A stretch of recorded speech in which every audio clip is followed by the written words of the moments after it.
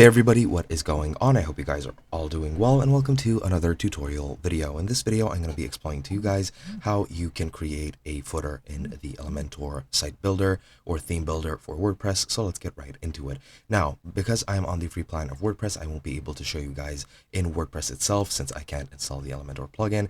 However, I will be going over to the Elementor Help Center to explain everything to you guys.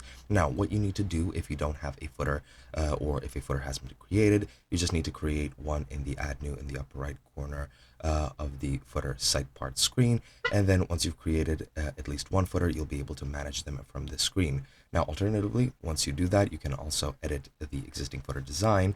You just need to click on the footer label in the sidebar, and this will open up the footer's detail dashboard, and then you just need to click the edit link in the upper right corner to the footer, and then this will open up the editor for that footer.